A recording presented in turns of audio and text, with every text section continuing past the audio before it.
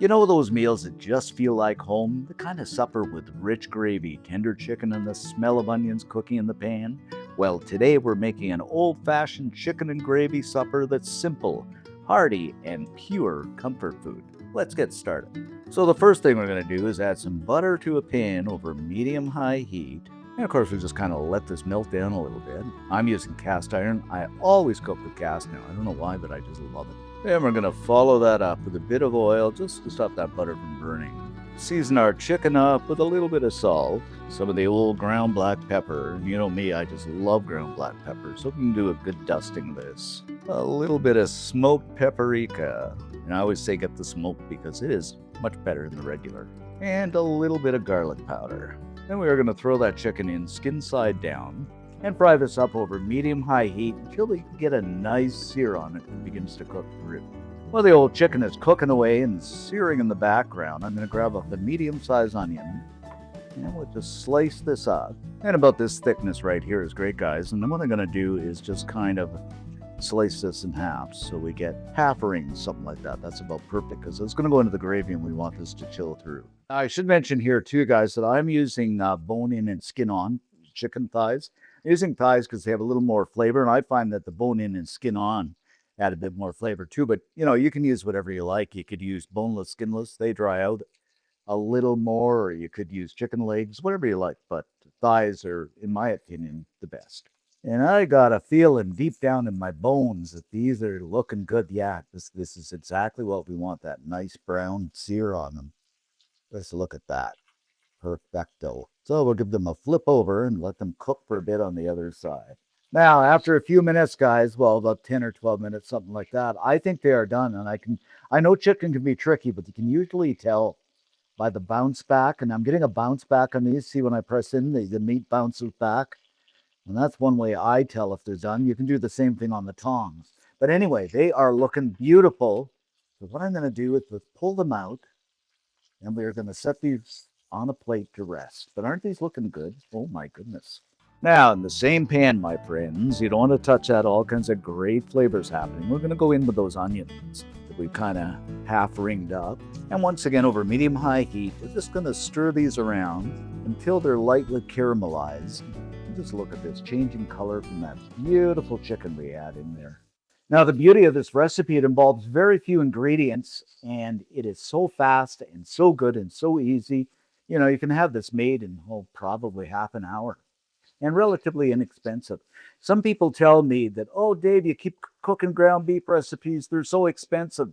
Or ground beef is so expensive, but I still get it for $6 a pound. And compared to this, I paid $9 for this chicken on sale. So I don't know, do the math, but this is going to be so good, my friends. So we are looking good here, nicely kind of caramelized. Over to one side of the pan, and in we go with 3 cloves of chopped garlic. Guts to have me garlic. And I'm just going to stir and saute this for about 2 minutes, just until that wonderful aroma fills the air. Looking good, so we're going to mix everything together, and again, we're over medium-high heat. Over that, 2 heaping tablespoons of all-purpose flour. We just stir that around until that flour mixes up and coats the onion and garlic, and things are smelling absolutely incredible here. And you have to remember too, guys, that the browner the flour, the browner the gravy is going to be. So I'm going to let this cook up an extra couple of minutes until that flour gets a little bit on the brown side. It's starting to look good now.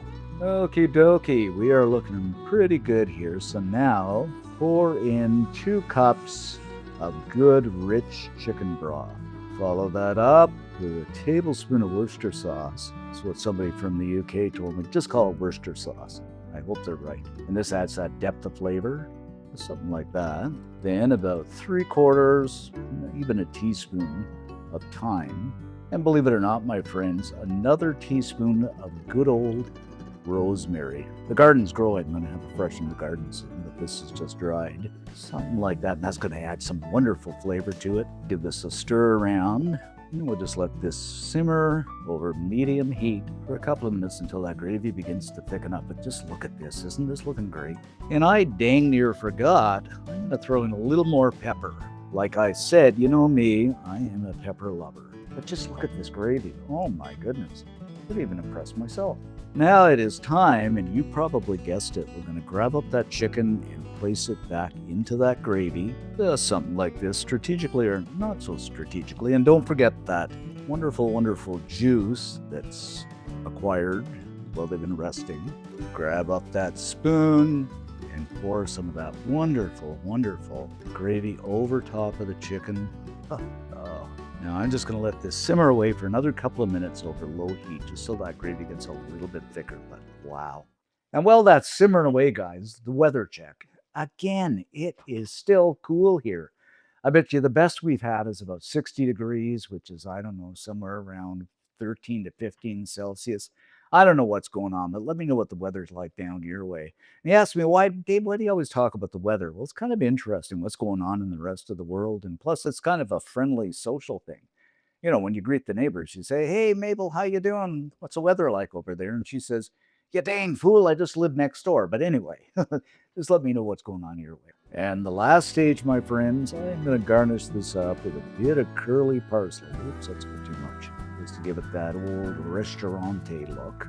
And there you have it, my friends, our old-fashioned chicken and gravy. Simple, easy, delicious. The whole family's going to love it. Serve this up over some mashed potatoes, some rice. Absolutely incredible. Okay, guys, before we dig in here, a few tips. You can vary the seasoning, but I think it's pretty, I had a little taste, and I think it's pretty good the way it is. In terms of serving it up, you could serve it over rice. I think that would be good. A good mashed potatoes, which we have a good recipe for that I'll put in the link down below. That would be great too. I could even put it in a bowl for that matter and have a nice bun and scoop it in with a side salad. It's entirely up to you. And like I said before, you don't have to use bone-in, skin-on chicken thighs. You can use boneless, skinless chicken thighs or drumsticks, whatever you like. But I think this is going to be so good as is. All right, guys, I'm going to do it right in the pan here. I'm going to put it on a plate later. Let's dig in and see what we have here. And I think that chicken is done. Get some onion on there and stuff like that. Oh my goodness, just check that out. Doesn't it look incredibly, incredibly good? All right, time for the old taste test.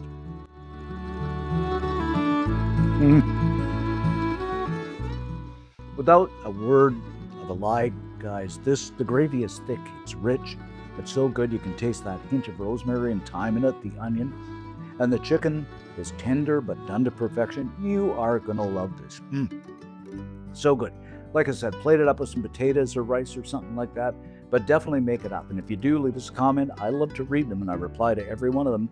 Most of all, like and subscribe. Helps the channel out. Thanks for watching, guys. Stay safe, and we'll see you in our next video.